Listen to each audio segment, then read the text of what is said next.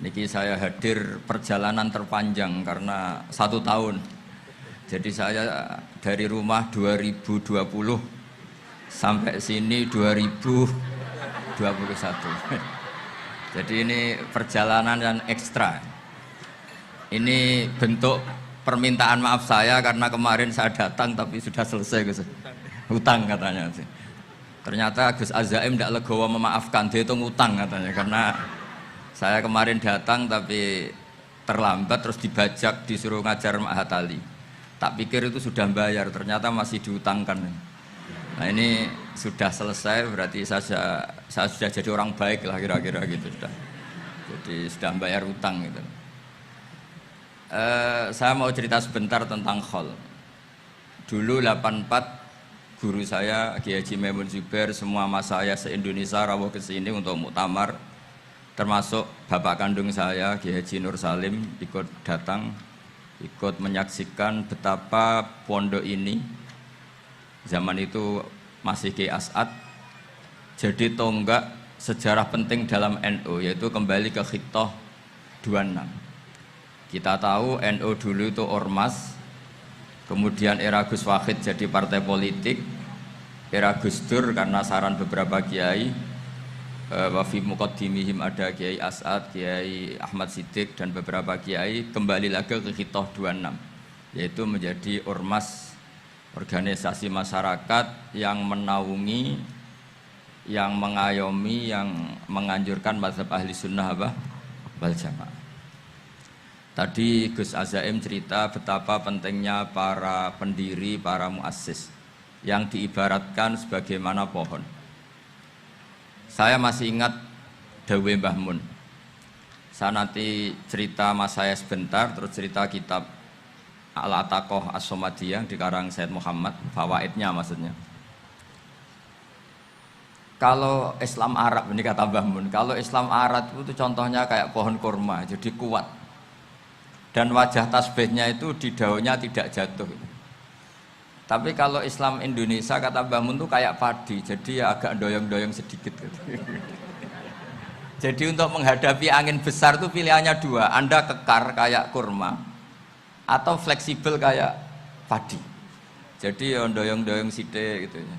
Ada koruptor sowan, salam templeknya ya diterima gitu ya. Ada calon bupati cantik ya didukung, pokoknya agak-agak doyong gitu. Tapi baru kayak doyong itu nggak bisa roboh karena fleksibel. Jadi akhraja syatahu, jadi ada dua tamsil. Karena memang menghadapi orang fasik, orang dolim ini kita sebagai ulama itu ya kebingungan. Ini mungkin Ki Afif bisa bahsul masail ini. Karena pertanyaannya gini, saya berkali-kali digojlok sama bapak saya. Berteman orang fasik hukumnya gimana? Pasti dijawab haram.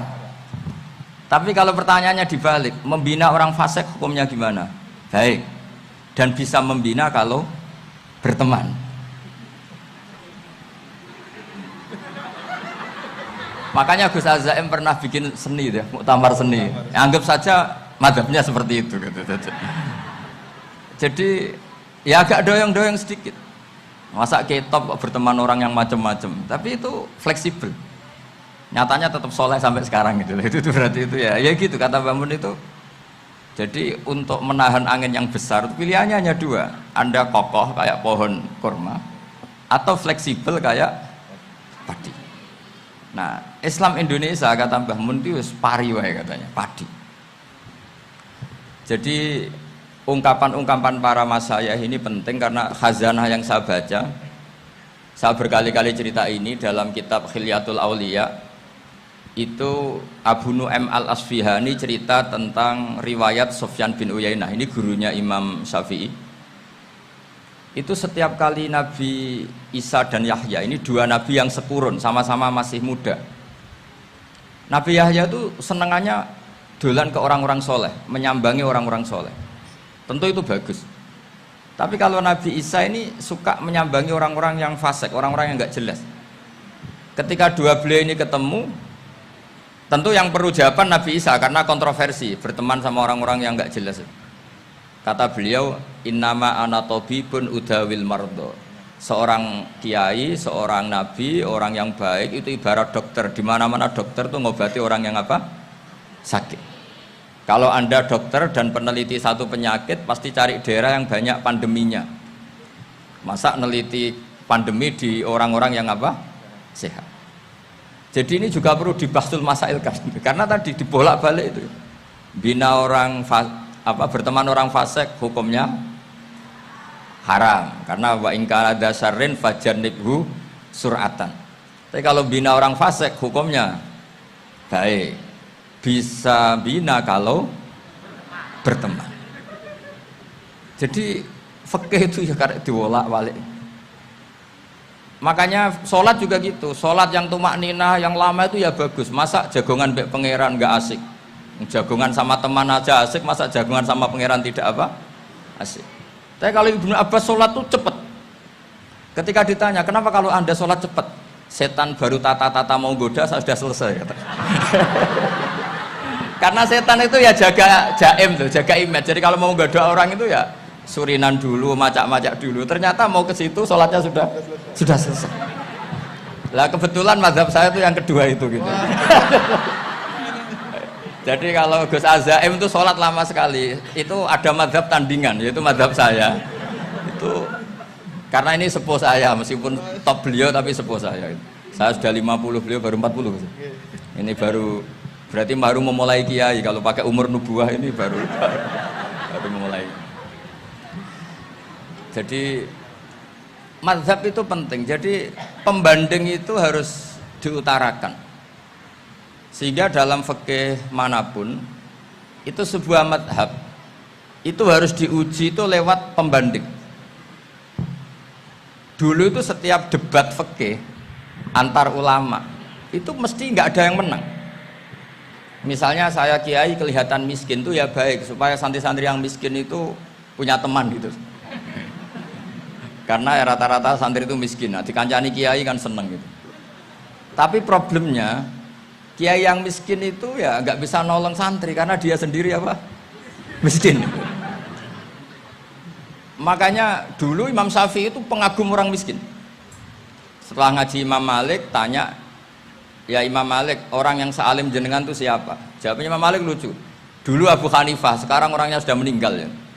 Ilmunya dititipkan atau diwaris oleh Muhammad bin Hasan Asy-Syaibani. Akhirnya Imam Syafi'i dibiayai Imam Malik ke Irak. Imam Syafi'i miskin, bisanya ke sana dibiayai Imam Malik. Itu seperti Abu Ya Said Muhammad masyhur, ini murid beliau. Kalau ada santri boyong kan mesti apa? Disangoni. Ketika datang ke Irak, Muhammad bin Hasan Asy-Syaibani itu nata uang, nata emas itu di ruang tamu. Jadi ngitung uang itu di ruang tamu. Miliatan. Ini kaget, ini kiai kok kedonyan kata Imam Syafi'i gitu. Tapi apa kata Muhammad bin Hasan Asy-Syaibani? Anda kagum ini, Anda kaget ini. Kalau kamu menyoal orang soleh kaya, ini tak kasihkan orang-orang fasik. Biar dipakai judi, dipakai selingkuh, dipakai maksiat. Jangan-jangan. Harta ini harus tetap di orang soleh. Kalau ke orang fasik, bahaya. Berarti kiai boleh kaya, boleh. Semenjak itu ada gerakan kiai kudu sugih. Ya ada yang kesampaian, ada yang enggak gitu aja. Tapi karena kalau pakai logika fikih, harta itu fitnah. Oke, seakan-akan harta itu masalah. Tapi kalau ini dikuasai orang dolim, maka masalah besar. Jika orang-orang soleh ini harus juga menguasai harta. Nah, terus lama-lama dikiaskan kekuasaan. Kalau yang kuasain orang fasik, orang tidak sholat, ribet. Akhirnya kiai terus dukung, ya akhirnya ikut politik tadi. Nak menawa bupatinya kena diatur gitu. Diatur kon sholat, orang ngasih proposal, maksudnya diatur keng sholat maksudnya. Ini cerita-cerita apa logika fikih.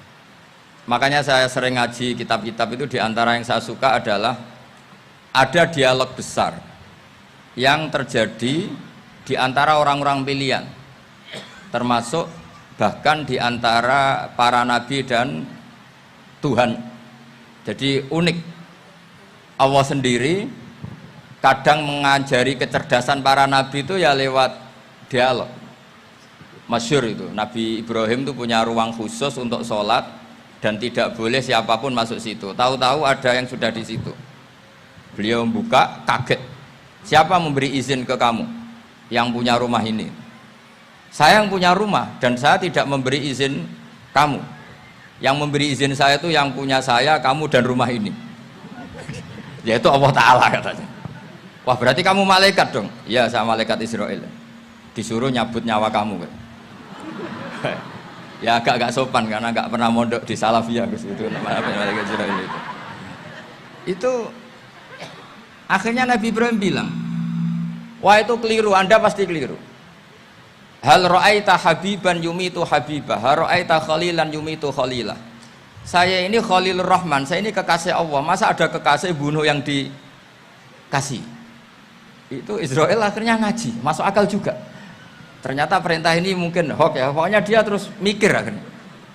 Iya ya, masa ini kekasih Allah kemudian oleh Allah dibunuh, dimatikan. Terbanglah Israel, matur lagi, ya Allah, kata Ibrahim, hal ra'aita khalilan yumitu khalilah. Masa kekasih bunuh yang dia apa? Kasih. Kayaknya masuk akal Gusti. Mulai ngaji lah kira-kira gitu malaikat itu. Akhirnya oleh Allah dijawab, ya sudah begini, kamu datang ke Ibrahim bilang, hal ra'aita habiban yakrahu ayyalqa habibah. Masa kekasih tidak siap ketemu yang dikasih. Nah, jadi akhirnya Nabi Ibrahim, Israel datang lagi. Logikanya sekarang enggak gitu, begini katanya diajarin. Hal ra'aita habiban yakrahu ayyalqa habibah. Masa kekasih tidak siap ketemu yang dikasih. Terus kata Ibrahim, oke, ya terus mau meninggal. Jadi kalau jenengan cinta betul sama Allah ya harus, ya tidak usah, jangan sekarang tapi. Kalau mati di rumah aja, kalau di pondok ngerepotnya kiainya nanti itu. Tapi nanti setelah punya cucu banyak lah. Nah, barokahnya baca ini, dialog-dialog orang pilihan ini akan tersibak. Karena tidak dalam semua kebaikan itu nggak ada logikanya, rata-rata ada logikanya. Misalnya begini, kalau Anda orang soleh, kemudian anak Anda pamit mau sekolah di Jerman, pilihan Anda mengizinkan apa enggak? Karena potensi jadi fasik ya tinggi, karena di tempat-tempat maksiat. Potensi berdakwah dari daerah yang untuk daerah yang tidak ada dai-nya menjadi ada. Itu mesti ulama itu berdebat. Misalnya punya anak pamit mau kembali atau keluarga. Yang satu cara berpikir optimis. Awal ada dai di beberapa negara Eropa itu ya barokahnya imigran, pekerja, mahasiswa. Dan semua itu bumi Allah, harus ada tasbih, harus ada tahmid. Dan itu harus dimulai dari kemauan atau mengizinkan anak asuh kita ke sana. Tapi di sisi yang lain potensi jadi fasik itu tinggi sekali. Pemana iman pas-pasan. Nah hal-hal seperti ini itu pasti jadi perdebatan. Dan kita harus menjawab. Dan tadi kayaknya di semua Basul Masail Pondok Salafiyah jawabnya pede semua, nggak ada ragu, nggak ada khilaf. Baguslah kalau pede. Meskipun nanti mungkin ada ulama lain yang cara berpikir apa? Berbeda. Sehingga ini saya cerita ya. Sehingga di kitab-kitab fikih, misalnya saya kok hidup di Bali sudah punya komunitas ngaji. Itu kok saya pindah ke Sukorejo sini. Banyak ulama yang mengatakan haram. Karena membiarkan bumi Allah yang sudah pernah ada orang yang sujud kemudian ditinggalkan kosong dan kemudian dikuasai orang yang tidak sujud. Jadi dianggap itu pembiaran. Jadi banyak di kitab Qalyubi, sarahnya Mahalli, jika ada seorang muslim yang hidup di negara orang kafir, dia nyaman, tidak dapat teror, itu nggak boleh lagi pindah ke negara Islam yang sehat. Karena takutnya li'alla yastauliyal kafir tilkal buk'ah, supaya bumi itu tidak dikuasai orang kafir. Jadi ini hal-hal yang para fuqaha itu harus berdebat. Karena ini masalah-masalah furu'iyah. Sehingga mulai dulu ya banyak ulama yang nyun sewu berpolitik, mulai Wali Songo sampai sekarang alhamdulillah yang minat banyak. Mungkin bedanya ikhlas sama tidaknya. Tapi kalau saya pernah dikeluhin utusan dari ya komunitas Islam Indonesia itu Dulu itu ceritanya banyak yang dari Kamboja. Kalau dulu orang cerita itu orang Cempa. Itu setelah di Indonesia besar Wali Songo dan Brawijaya 5 itu sudah mulai oleng, itu singkat cerita mereka berpikir ingin bikin kerajaan apa? Islam di Demak Mintoro dengan raja pertama yaitu Raden Fatah, karena Raden Fatah ini putra Brawijaya. Padahal setelah jadi kerajaan ini era cucu sudah konflik, berebut kekuasaan. Akhirnya sampai jadi Jipang, jadi Jogja, jadi Solo dan seterusnya. Tapi kata Mbah Mun itu tetap barokah kata. Karena orang Islam terus terbiasa mimpin. Sekeliru-keliru sidik, pokoknya orang Islam biasa mimpin. Sehingga zaman Mbah Hashim ya sudah mimpin Masumi, zaman Ki As'ad pengaruhnya besar, sampai sekarang Kiai-Kiai pengaruhnya besar. Nah barokahnya Kiai-Kiai pengaruh besar ini sampai moral jadi ukuran. Misalnya sekarang ada calon bupati kok nggak sholat, itu pasti kalah. Jadi sholat itu jadi tolok ukur untuk calon apa? Bupati. Meskipun mungkin punya efek pura-pura sholat, tapi nggak apa-apa lah. Sementing moral ini jadi ukuran. Sementara yang di Thailand, di Patani, itu karena dulu pelajarannya tasawuf, itu orang nggak ambisi mimpin dunia. Tahu-tahu dipimpin. Dan akhirnya nyuwun sewu ya saake Islam-Islam yang dulu terlalu tasawuf karena nggak punya pengalaman memimpin. Akhirnya lazimnya konsekuensinya hanya dipimpin. Tapi Islam Indonesia beda. Karena kulino mimpin itu akhirnya dari orang Islam biasa menjadi Islam yang sholat sampai Islam yang bisa ngaji itu bisa mimpin negara. Tentu yang paling populer dimulai Gus Dur. Jadi ini sesuatu yang barokahnya istihad para kiai. Sementing Islam kulino mimpin. Sehingga di Indonesia itu barokahnya itu kebaikan itu jadi tolok ukur. Ada orang kok terkenal koruptor atau terkenal nyuwun sewu selingkuh atau terkenal apa itu pasti tidak jadi. Karena moral itu menjadi tolok ukur. Dan itu adalah politik para kiai. Jadi ini saya cerita dan itu negara juga akhirnya untung karena seleksi agama sama negara itu sama-sama kiai ya bilang negara harus dipimpin orang soleh, negara juga bilang seperti itu. Nah, ketokohan-ketokohan para beliau-beliau ini yang mau lah bekerja sama dengan umarok. Kita tahu dulu Pak Harto ya rawuh ke sini ketika Muktamar 84, rawuh ke Ki As'ad, ketika mau kembali ke Khittah juga dirembuk oleh ulama dan umarok. Dan akhirnya ini menjadi negara yang alhamdulillah semoga selalu menuju baldatun thayyibatu wa rabbun apa? Ghafur. Nah, kemudian di sini saya tabarruk dengan Said Muhammad, gurunya Kiai Haji Azaim. Saya mau cerita tentang amaliyah tadi. Saya sebetulnya nggak niat bacakan bab itu, gara-gara ada khataman jumlahnya banyak saya jadi pusing. Ini panitianya tanya, khatam betul apa enggak? Iya Gus, khatam betul. Tapi kayaknya saya tidak yakin itu. Karena saya ini kan dari pondok tahfidz itu. Biasanya anak khataman itu ya rodok bodoni itu. Wes dibaca buanter sing nyemak ya mau ndelok pojok tok. Mergo kebanteran. Nah, akhirnya lafat-lafat yang di tengah itu enggak di apa? Baca. Tapi ya semoga dimaafkan Allah lah. Yang jelas itu enggak. Tapi saya mau cerita ya. Jadi cara berpikir Said Muhammad ini nanti juga saya teruskan di Ma'had Ali. Ini saya baca ya.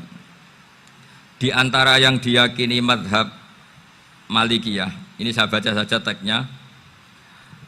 Jadi ada riwayat namanya kalau Said Muhammad bahasakan itu Ataqoh Somadiyah. Kalau di Indonesia kadang orang bilang Al-Ataqoh Al-Kubro, yaitu dengan membaca surat Ikhlas. Di sini jumlahnya hanya 100 kali, Kila 1000 kali. Tadi berapa semua? 700 juta ini sudah susuk banyak ini. Di sini hanya 40, riwayat lagi 100, 1000. Terus sampean tadi berapa? 800 juta. Wah ini sudah susuk ini. Itu anak cucu sampean pasti masuk surga itu kalau gitu. Ini saya baca, ini kitabnya Said Muhammad ini. Suratul Ikhlasi wal Itqu minan nar. Akhrajat Tabrani fil Kabir an Fairuz ad-Dailami wa wa Ibnu Uthtin Najasi. Waqad khadaman Nabiyya sallallahu alaihi wasallam. Orang ini jadi khadimnya Nabi. Qala Rasulullah sallallahu alaihi wasallam, "Man qara'a qul huwallahu ahad mi'ata marratin fi shalat ghairiha kata bawahu lahu bara'atan minan nar. Ini hanya berapa ini? Mi'ata marrah. Berarti kalau satu orang itu cukup 100. Tadi sudah untuk 7 turunan tadi untuk orang berapa? Ya, untuk 7 turunan cukup ya? Cukup. Untuk 7 turunan. Ya, sudah susuk ini, sudah susuk ini. Aduh, ribet ini. Nah ini tak cari pembenarannya, ini supaya keren. Ini di halaman 188 Abwabul Farad. Warwa Ibrahim bin Muhammad al-Khiyari fi fawaitihi an Khudzaifa marfu'an. Man qara'a qul huwallahu ahad alfa marratin faqad ishtara nafsahu minallah. Berarti 100, ada riwayat lagi 1000. Nanti tak carikan lagi yang berapa? 1 miliar mungkin. Jangan banyak-banyak. Nah ini saya baca ya. Wa hadzal adatu huwa al-ma'rufu bi ataqatis somadiyah. Wa qad nassa jama'atun mutaakhiril malikiyah ala istihbabi ataqatis somadiyah. Wa haddu ala qiraatiha wa istimaliha. Minhum Asy-Syaikh Abdus Salam Al-Asmar sak teruse niku. Jadi kullu haula'i istahabbu ataqatas somadiyah ma'atirafi ba'dihim kal misnawi bi syiddati fi hadisiha. I'timadan ala anna hadza minal fadha'il allati yutasahalu fiha. Faman sa'a yasta'milaha roja'a khusula ma fiha fala ba'sa bidzalik ala syarti alla ya'taqida thubuta dzalika anin nabi sallallahu alaihi wasallam hatta la yaqa fil kitsbi alaihi. Jadi intinya itu silahkan Anda bikin jumlah sesuai versi Anda, yang penting Anda jangan kampanye kalau itu perintah Kanjeng Nabi Muhammad sallallahu alaihi wasallam. Karena kalau kamu atasnamakan Nabi kemudian jumlahnya sampai 800 berapa? 800 juta, berarti Nabi mengajarkan masyakoh pada umatnya. Jadi cukup yang riwayat itu di sini hanya 100 sama 1000. Jadi kalau jumlah tadi untuk 7 apa? Turunan. Jadi kamu harus ditutup dengan doa, ya Allah, semua itu bukan untuk saya tapi untuk 7 turunan. Tolong catat ya Allah. Karena itu. Jadi artinya gini loh ya, orang Indonesia yang sering mempraktekkan ataqosomadiyah itu bukan tanpa dalil.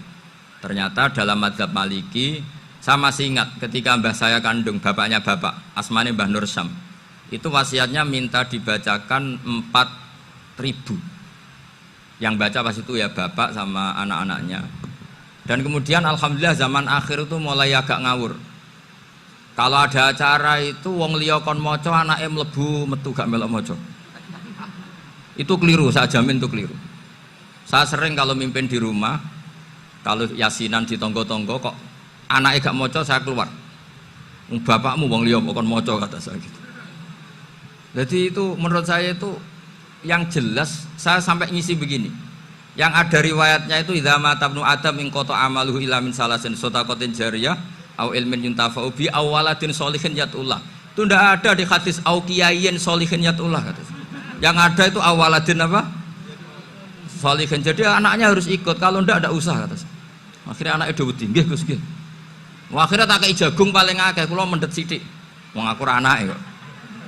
Kadang-kadang enggak, orang lain baca buahnya, anaknya mau mlebu metu mau enggak manggakno tamu mbek rokokan. Itu harus ditobatkan itu. Keliru itu. Karena nasnya bukan auqiyayin sholihin tapi awaladin sholihin. Ini bukan provokator, ini memang ya seperti itu. Nah terus tentang tadi la ilaha illallah yang didawuhkan Gus Azaim. La ilaha illallah itu penting sekali, cuma saya mohon itu dielmoni lah. Jadi dulu kalimat ini menjadi spesial karena dielmoni, karena dimulai dari fa'lam annahu la ilaha illallah. Terusannya ayat tuh wastaghfir li dzambika walil mu'minina wal mu'minat. Saya ulang lagi ya. Terusannya ayat tuh wastaghfir li dzambika walil mu'minina wal mu'minat. Makanya menurut mazhab Sadili, kamu disuruh baca la ilaha illallah dulu, jangan istighfar dulu. Saya ulang lagi ya. Dalam mazhab Sadiliyah itu la ilaha illallah dulu, nggak boleh istighfar dulu. Alasannya masuk akal. Orang yang kafir 70 tahun itu sekali baca la ilaha illallah itu langsung yughfar lahum ma qad salaf. Sehingga la ilaha illallah sendiri sudah punya kekuatan supaya dosa kita diampuni. Qul lil ladzina kafaru iyantahu yughfar lahum ma qad salaf. Cara menghentikan kekafiran gimana? Dia melafadzkan la ilaha illallah. Ini kalimat yang begitu saktinya sampai orang yang kafir puluhan tahun itu dosanya semuanya terhapus hanya karena melafadzkan la ilaha illallah. Nah, makanya kata Abul Hasan Asyadzili, wastaghfir li dzambika ay bihadil kalimah. Seseorang sah diistighfari itu kalau melafadzkan la ilaha illallah. Misalnya ada orang kafir mati kafir, sah enggak anak cucunya mengistighfari dia? Enggak sah karena belum melafadzkan la ilaha illallah. Makanya kata Abul Hasan Asyadzili, wastaghfir li dzambika ay bihadil kalimah. Sehingga lafadz ini spesial betul. Tapi kadang-kadang beberapa mursyid cara berpikir lain. Ini kalimah thayyibah harus dibaca orang suci, sehingga mendahulukan apa? Istighfar. Untuk supaya pas ngelafatkan kalimah thayyibah sudah dalam keadaan apa? Suci. Itu juga masuk akal. Tapi secara meyakinkan saya sendiri lebih mengikuti manhajnya Abil Hasan Asyadzili karena alasannya tadi, yang kafir puluhan tahun saja langsung luntur dosanya karena melafadzkan la ilaha illallah. Artinya la ilaha illallah sendiri sudah bagian dari istighfar. Nah, ya tadi buktinya fa'lam annahu la ilaha illallah terus wastaghfir li dzambika walil mu'minin. Jadi orang sah diistighfari itu setelah dipastikan sah tauhidnya. Jadi setelah tauhidnya sah yaitu la ilaha illallah baru sah apa? Diistighfari. Sehingga orang kafir, saya ulang lagi, orang kafir yang mati kafir anak cucunya tidak boleh apa? Tidak boleh menistighfari. Terus saran saya kedua, la ilaha illallah itu filosofinya itu nafyun li uluhiyati ghairillah wa isbatun li uluhiyatillah wahdah. Filosofi la ilaha illallah itu gimana? Menafikan semua selain Allah itu tidak Tuhan dan hanya menuhankan Allah semata. Nah itu caranya gimana? Caranya kita harus terbiasa ini, karena tadi saya dibilangin panitia ini rata-rata mustameknya atau mustamiatnya ini santri. Caranya gimana? Dilatih pakai logika. Saya berkali-kali cerita kalau ngaji, saya sekaligus kampanye. Allah itu Tuhan yang begitu fair. Untuk menjadi Tuhan Allah mempersilahkan, ada kualifikasi Tuhan. Jadi boleh dikompetisikan, itu boleh kata Allah. Gak apa-apa kamu ngaku Tuhan gitu kata Allah. Tapi nak ngaku pangeran itu paling gak ya direputasi lah, ada verifikasinya lah. Dimulai dari apa? Ya kalau jadi Tuhan itu setidaknya bikin langit bumi lah, aturannya gitu. Jadi kalau daftar bupati ya daftarlah ke KPU. Masa tahu-tahu jadi apa? Tuhan kemudian tidak punya prestasi bikin langit bumi. Sehingga Allah itu cara ngendikan itu ya fair. Qul ara'aitum ma tad'una min dunillah aruni madza khalaqu minal ardi am lahum syirkum fis samawati. Coba yang kamu tuhankan selain saya, prestasinya apa? Ketika saya bikin bumi itu apa ikut bikin? Terus am lahum syirkum fis samawati. Kalau bikin langit, kalau nggak bisa ya urun lah gitu. Urun semen apa urun bego, pokoknya urun lah gitu. Urun ora, gawe bumi ora, ngerti-ngerti ngaku dadi pangeran. Kul hatu burhanakum. Jadi ya kan ya lucu kan, misalnya syarat kiai di Salafiyah kan keluarga Kiai As'ad, cucunya ngaji ngalim. Orang keluarga Kiai As'ad terus muni, aku kiai utama di Salafiyah. Oh mesti dipenjara ya. Lah yo gak gawe langit bumi, gak ada prestasi terus ngaku sebagai apa? Tuhan. Sehingga fair. Makanya saya berkali-kali cerita. Jubair bin Mut'im itu punya anak namanya Muhammad. Ini sudah orang alim, Muhammad bin Jubair bin Mut'im. Itu cerita awala islami abihi. Mut'im itu orang pinter sekali. Saking pinternya dia jadi delegasinya orang Quraisy datang ke Rasulullah sebagai negosiator untuk membebaskan Asra Badrin, tawanan perang apa? Badar. Yang namanya disuruh itu pasti orang pinter. Tapi apa yang terjadi ketika nginep di masjid, karena zaman itu gak ada hotel, nanti jadi geger. Orang musyrik nginep di masjid hukumnya gimana? Bahsul masail tok. Zaman itu mau tidak mau, kalau sekarang kan ada hotel, kiai juga punya wisma. Apa yang terjadi? Orang ini cerdas sekali. Dan delalah Nabi pas sholat maghrib itu baca wattur wa kitabi mastur sampai am khalaqus samawati wal ard. Ya kalau kamu jadi Tuhan ya setidaknya menciptakan langit bumi lah. Namanya jadi Tuhan ya ada persyaratan. Paling tidak punya reputasi menciptakan langit bumi. Atau kalau jadi Tuhan setidaknya reputasinya itu enggak diciptakan yang lain. Am khuliqu min ghairi syai'in. Ini jadi Tuhan kok punya bapak, punya ibu. Ini jadi Tuhan kok lahirnya di bumi, ada tanggal lahirnya, ada tahun. Masa jadi Tuhan kok dulu buminya. Pokoknya walhasil tuh akhirnya Nabi ketika salam sholat maghrib, dia datang, ya Rasulullah, akalku habis oleh ayat yang barusan kau baca. Sudah saya Islam saja. Argumentasi selain Allah Tuhan itu batal. Itu, nah saya mohon santri-santri salafiyah itu baca Quran sampai seperti itu. Jadi jangan hanya khataman banyak-banyakan maksudnya. Ini bukan nyindir, ini ngamuk ini. Jadi ya khatamannya tadilah 1000 atau berapa lah, jangan banyak-banyak. Juga kasihan malaikat yang nyatet kan. Wong baru subhanallah alhamdulillah aja di teks hadisnya abad al malaikah gak ditete. Itu baru subhanallah alhamdulillah itu sudah mencapaikan malaikat. Makanya saya wiridan tuh arang-arang kasihan malaikat karena nanti jadi itu ya ada madhabnya itu. Jadi kalau Gus Azaim sholat lama tak saingi sholat cepet itu sama-sama ada madhabnya. Yang cepet kayak saya tadi, setan pas tata-tata mau goda pas rukuk saya sudah itidal, mau goda itidal saya sudah sujud, pusing dia. Tapi jangan tiru, ini madhab yang agak-agak khusus lah, sudah cara orang Madura agak khilaf khusus. Khilaf ya, khilaf ini agak khilaf ini sudah.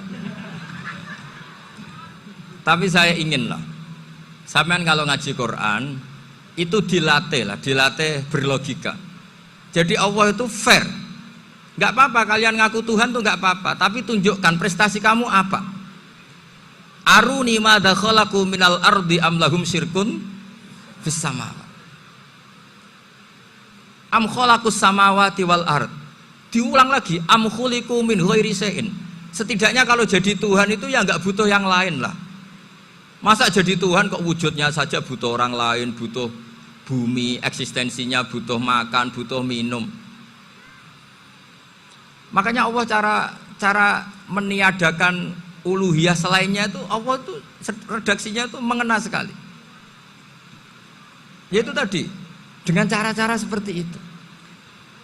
Sebagian ayat disebutkan ma asyattuhum khalqas samawati wal ardi wala khalqa anfusihim. Wong Tuhan kok nggak punya reputasi bikin langit, bikin bumi, bahkan untuk menciptakan diri saja nggak bisa. Ya sudahlah, kamu nggak usah ngaku Tuhan, nggak level kata gitu. Akhirnya terus ditemukan Tuhan yang sejati, yaitu wal awwalu wal akhiru wal zahiru wal batin. Itu yang mut'im ini tadi termasuk orang yang sangat cerdas sekali. Padahal itu bacanya bukan pas basul masail, enggak. Nabi pas sholat maghrib. Juga bukan pas ceramah, enggak. Tapi itu didengarkan. Makanya termasuk ini spesial untuk hormat saya kepada Ki As'ad. Makanya saya ini kalau mentasjik santri-santri, ini agak sensitif, tapi sudah saya tidak perlu takut fitnah. Saya termasuk, kenapa saya ingin jadi ahli tafsir, tentu yang membentuk itu Mbah Maimun dan bapak saya. Bapak saya itu hafal Quran kayak hafal Fatihah, saking senengnya Quran itu. Mungkin bisa kamu saingi itu. Itu adalah orang kafir itu bisa paham Quran. Itu sangat menyinggung saya. Orang kafir itu bisa paham Quran. Ketika Umar Islam itu karena mendengar apa coba? Mendengar apa? Quran. Dan itu masih kafir apa sudah Islam? Masih kafir karena kalimat-kalimat yang di Quran itu begitu jelas wal kitabil mubin sehingga didengarkan orang kafir pun tuh ngefek. Makanya ketika Umar datang ke saudari putrinya, kemudian dengar Toha ma anzalna alaikal Qur'an apa litasqa, itu dia terus iman. Begitu juga Mut'im. Itu ketika dengar Nabi baca surat At-Tur ya langsung iman. Makanya kata Ibnu Jarir At-Tabari, kamu jangan pernah bilang gini, syaratnya paham Quran itu harus alim, harus gini. Lah nanti berarti orang kafir punya alasan di depan Allah, ya Allah, engkau ngandani kami dengan Quran yang nggak bisa difahami kecuali alim dulu. Lah saya alim gimana? Nggak pernah mondok gimana? Saya kafir.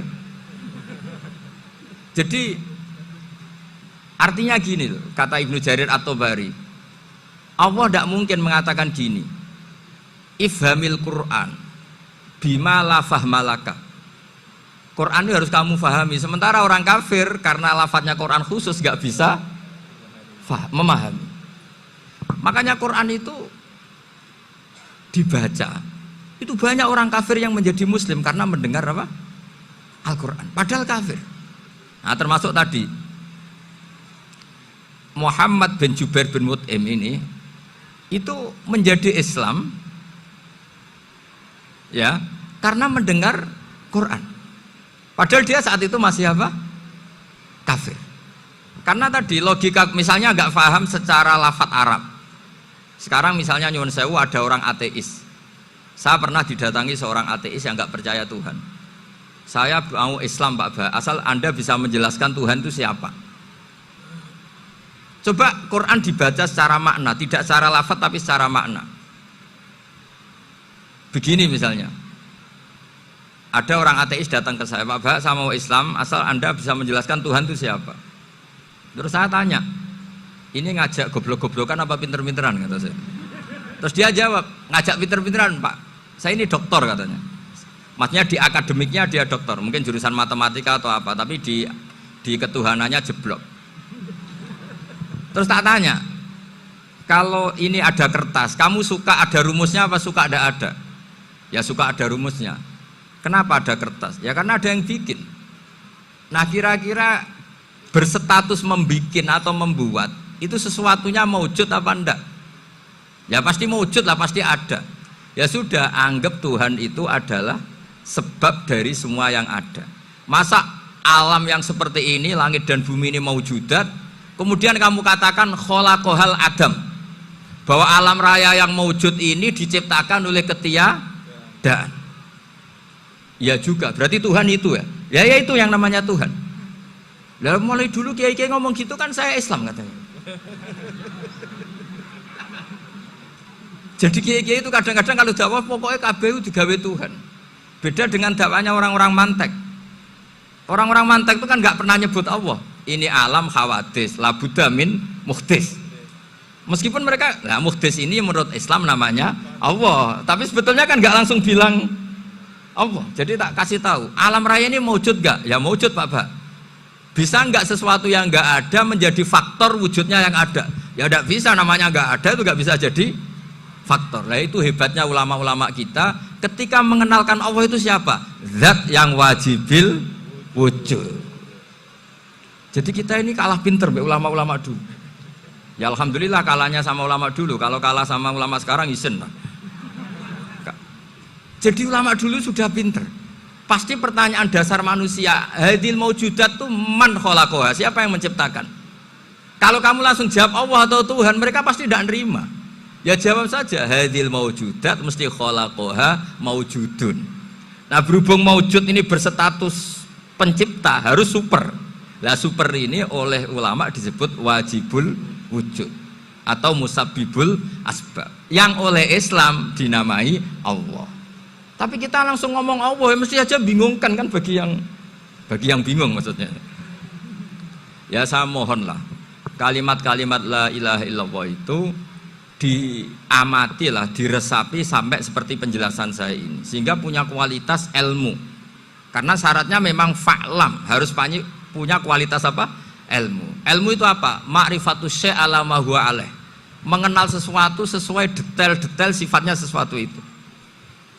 Misalnya kalau Allah sudah jadi Tuhan, ya harusnya qabla kulli syai'.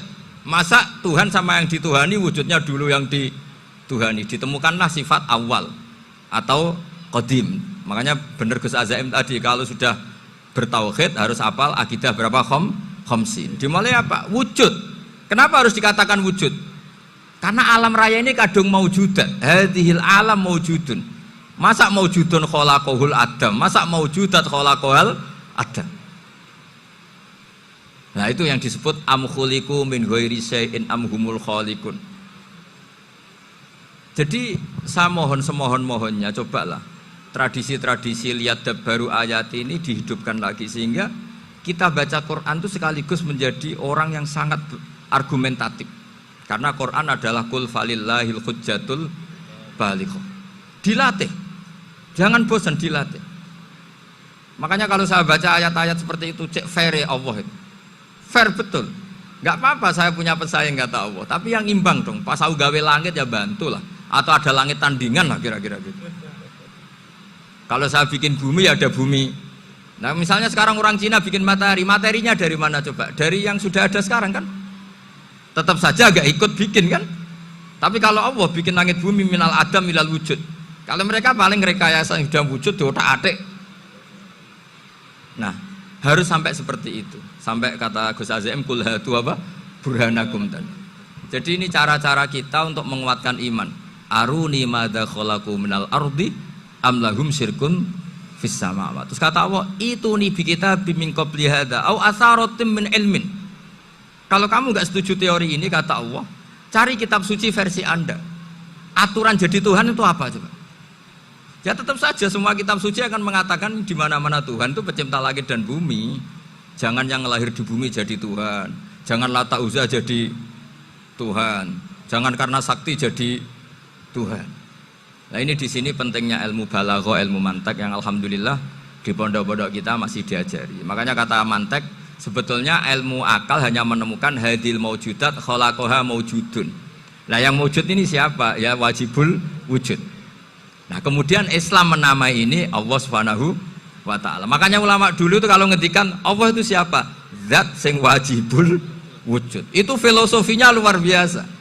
Karena dengan seperti ini bisa menafikan teori ateisme bahwa alam raya ini diciptakan oleh ketiadaan. Makanya saya bilang tadi, ngajak goblok-goblokan apa pinter-pinteran gitu. Lah nek ngajak goblok-goblokan yang ngene, hadhil maujudat khalaqahal adam. Terus kita goblok bareng. Loh iya kan barang maujud diciptakan yang tidak maujud. Wong ora wujud kok mempengaruhi sing wujud. Ya monggo nak goblok bareng kata. Akhirnya, enggak lho Gus, saya ini dokter masa kamu ajak goblok? Ya sudah pinter saja kata saya. Alhamdulillah karena debat kecil ini dia menjadi nyaman lagi dengan apa? Islam. Memang saya tentu nggak bisa disalahkan doktoralnya karena di ilmu yang selain apa? Teologi gitu. Tapi kan polanya dia pasti pinter. Makanya ini sekaligus mengingatkan anak-anak lah. Kecakapan menjelaskan itu harus dilatih karena di antara kelebihannya Quran itu wal kitabil apa? Mubin, yaitu kitab yang punya kemampuan menjelaskan. Ini yang terakhir saya beri contoh. Terakhir ini penjelasan Quran. Dulu orang kafir itu cara berpikir itu begini, Muhammad, urusan kita ini banyak, problem kita banyak. Masa iya urusan yang banyak ini cukup dengan satu Tuhan? Kalau problem banyak ya Tuhannya harus banyak. Ada Tuhan pohon, Tuhan hujan. Ya kayak Cina itu ada Dewi Kuan Im keberuntungan, ada yang sial, yang pokoknya diurus yang banyak lah. Maka mereka bilang aja'alal alihata ilaha wahida inna hadza la syai'un ujab. Ini aneh, urusan banyak kok Tuhannya satu, ini aneh lah. Tapi Nabi secara sabar, dan yang diomongnya orang kafir, tidak anak Mahatali, orang kafir. Jadi nanti kalau anak Mahatali gak paham Quran kebangetan, orang kafir saja paham. Akhirnya Nabi secara santai, secara rileks memberi penjelasan gini. Kalau Anda menjadi buruh, kalau orang Arab dulu bilang abdan. Kamu suka enggak punya majikan banyak, perintahnya beda-beda, semuanya memaksa kamu untuk nurut. Sama punya majikan satu yang baik. Ya enggak suka lah Muhammad kalau majikan saya banyak, semuanya berhak merintah saya, enggak enak. Majikannya satu saja. Terus kata Nabi, Tuhanmu itu majikan kamu. Kalau Tuhannya banyak, kamu bingung, nanti perintahnya banyak. Akhirnya mereka paham. Dan itu segampang itu Allah memberi penjelasan. Daraba wa masalah rojulan fihi syuraka umutasyakisuna wa rajulan salamal lirajul hal yastawiyani masalah alhamdulillah. Langsung diberi analogi. Kalau kamu jadi buruh punya majikan banyak yang perintahnya beda-beda, kemudian jadi buruh yang majikannya satu, kamu milih mana?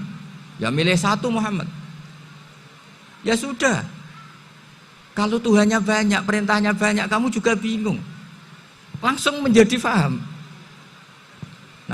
Ketika ada orang tidak ikhlas, Nabi cara memberi penjelasan juga gampang. Misalnya saya dikasih uang Gus Azaim 1 juta. Kemudian matur nuwun saya sama Pak Afif, aneh enggak? Saya ini orang aneh enggak? Orang aneh enggak? Itu Nabi kalau mencontohkan orang tidak ikhlas gitu. Kata Rasulullah, orang tidak ikhlas itu sebagaimana orang beli budak. Min kholisi malih, Budak itu dibeli dari uangnya sendiri. Kemudian fa'amila hadal abdu, budak ini kemudian bekerja dan a'tohullatahu, hasilnya dikasihkan sama orang lain. Terus Nabi memberi percontohan, ayasurrukum ayyakuna abdukum kadzalik. Apa kamu suka kalau budak kamu seperti itu? Dulu orang-orang dulu kan beli budak untuk disuruh bekerja, terus disuruh setor apa hasilnya. Jadi budaknya kamu yang beli, yang biayai. Kalau sekarang mungkin nggak ada budak, gini lah, saya nyuruh Zaid, tak kasih mobil, tak kasih bensin, tak kasih uang jalan supaya narik angkot. Hasilnya disuruh ngasihkan saya. Ternyata dikasihkan orang lain dan matur nuwun sama orang. Kamu suka punya budak seperti itu? Ya tidak suka ya Rasulullah. Ya ibaratnya seperti itu. Bumi yang bikin Allah, nyawa kamu yang bikin Allah, semua fasilitas dari Allah. Kemudian kamu menyembah selain Allah. Segampang itu. Dan Nabi telaten sampai dulu yang mayoritas orang kafir menjadi mayoritas Muslim, dan semuanya tanpa paksaan, la ikroha fiddin, karena qad tabayyana rusdu minal ghayy. Nah, cara tabayana gimana? Yaitu punya kemampuan menjelaskan. Wal kitabil apa? Mubin. Ini makanya saya mohon lah, ini saya mohon semohon-mohonnya anak-anak ini kan kader-kadernya Mbah Samsul Arifin, Mbah As'ad, Gus Fawaid, sekarang Gus Azaim, semuanya harus punya kemampuan wal kitabil apa? Mubin. Sehingga diantara sifatnya Nabi itu fatonah, punya kecerdasan. Nabi itu gak pernah debat kalah, itu meskipun sudah terdesak gak pernah kalah. Pernah Nabi itu ngendikan la adwa wala tiarata, tidak ada penyakit menular. Ada orang yang mungkin kurang suka iseng, ada onta yang sudah gudiken dijejerno sama yang waras, ternyata yang waras jadi gudiken. Akhirnya Nabi diundang lah kira-kira gitu, ya Rasulullah, kata engkau gak ada penyakit menular, tapi ini onta yang gak gudiken tak jejerkan yang gudiken ikut gudiken, berarti kan menular. Nabi santai jawab, faman jarrobal awal, lalu yang pertama gudiken ketularan siapa katanya. Wah kalau ini asli Nabi, ya sudah seperti itu. Jadi ngiranya dia menang karena yang gudikan pertama nulari yang kedua. Ternyata Nabi tanyanya lagi, faman jarrobal awala, yang gudikan yang pertama siapa? Oh ini asli ya, maksud saya itu. Jadi Nabi itu gak pernah kalah, karena Nabi punya apa? Fatona. Jadi saya mohon, ya tadi makanya ini efeknya itu khatamannya gak boleh banyak-banyak ya. Maksud saya kalau musim khataman ya gak apa-apa, khataman banyak-banyak. Tapi kalau gak musim khataman ya musim-musim tadabbur gitu.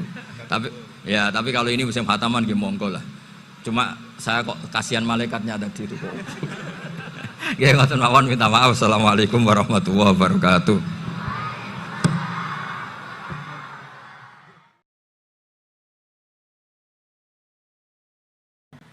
Assalamualaikum warahmatullahi wabarakatuh.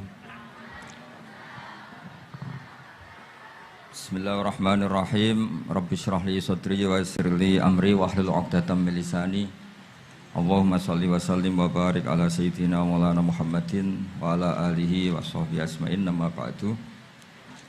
Yang sangat saya hormati Kiai Haji Raden Azaim, semua masayikh, semua keluarga besar Kiai As'ad yang saya hormati, juga pemateri kedua atau Mau'izah Hasanah kedua Kiai Haji Muslih dari Madura, kemudian wonten Kiai Haji Afifuddin, semua yang saya hormati.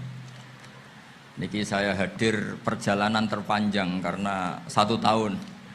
Jadi saya dari rumah 2020 sampai sini 2021. Jadi ini perjalanan yang ekstra. Ini bentuk permintaan maaf saya karena kemarin saya datang tapi sudah selesai Gus. Hutang katanya sih. Ternyata Gus Azaim tidak legowo memaafkan, dia itu ngutang katanya, karena saya kemarin datang tapi terlambat terus dibajak disuruh ngajar Ma'had Ali. Tak pikir itu sudah bayar, ternyata masih diutangkan. Nah ini sudah selesai, berarti saya sudah jadi orang baik lah kira-kira gitu sudah. Jadi sudah bayar utang gitu. Saya mau cerita sebentar tentang khol.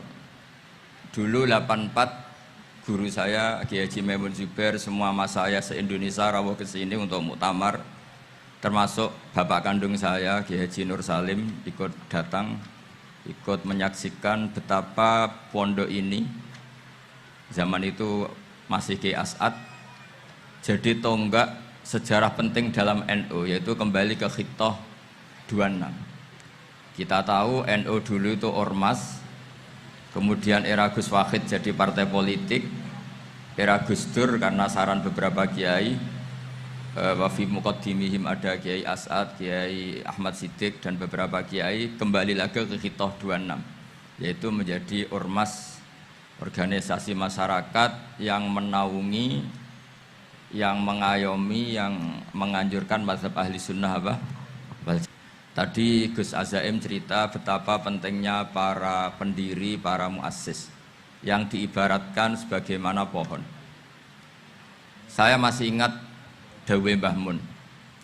Saya nanti cerita mas saya sebentar, terus cerita kitab Al-Ataqoh As-Somadiyah dikarang Said Muhammad, fawaidnya maksudnya. Kalau Islam Arab, ini kata Mbah Mun, kalau Islam Arab itu contohnya kayak pohon kurma, jadi kuat. Dan wajah tasbihnya itu di daunnya tidak jatuh. Tapi kalau Islam Indonesia kata Mbah Mun itu kayak padi, jadi ya agak doyong-doyong sedikit gitu. Jadi untuk menghadapi angin besar itu pilihannya dua, Anda kekar kayak kurma atau fleksibel kayak padi. Jadi ya doyong-doyong sithik gitu ya. Ada koruptor sowan, salam templeknya ya diterima gitu ya.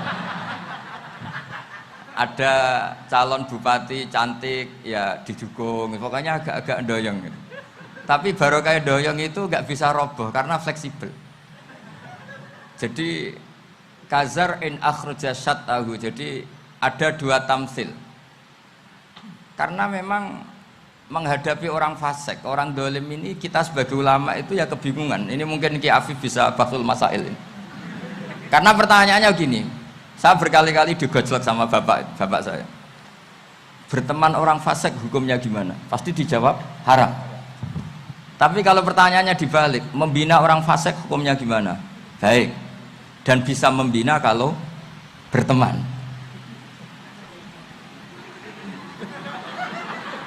Makanya Gus Azaim pernah bikin seni deh, muktamar seni. Anggap saja madhabnya seperti itu gitu. Jadi ya agak doyong-doyong sedikit. Masa ketop berteman orang yang macam-macam, tapi itu fleksibel. Nyatanya tetap soleh sampai sekarang gitu. Itu berarti itu ya gitu kata Bamun itu.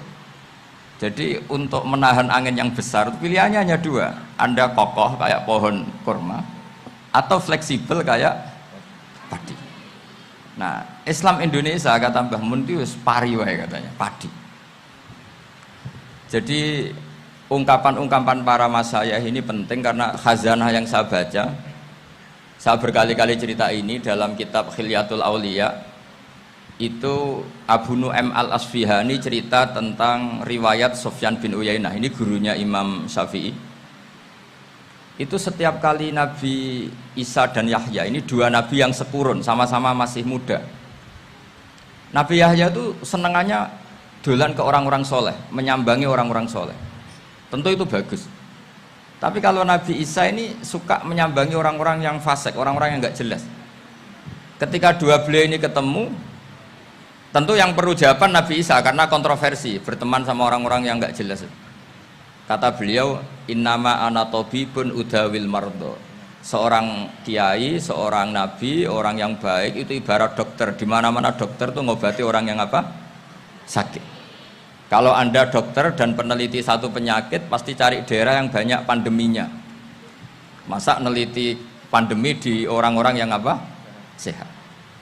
Jadi ini juga perlu dibahsul masailkan karena tadi dibolak-balik itu. Bina orang berteman orang fasik hukumnya haram karena wa in kana dasarin fajannibhu sur'atan. Tapi kalau bina orang fasik hukumnya baik. Bisa bina kalau berteman. Jadi fikih itu ya karena dibolak-balik.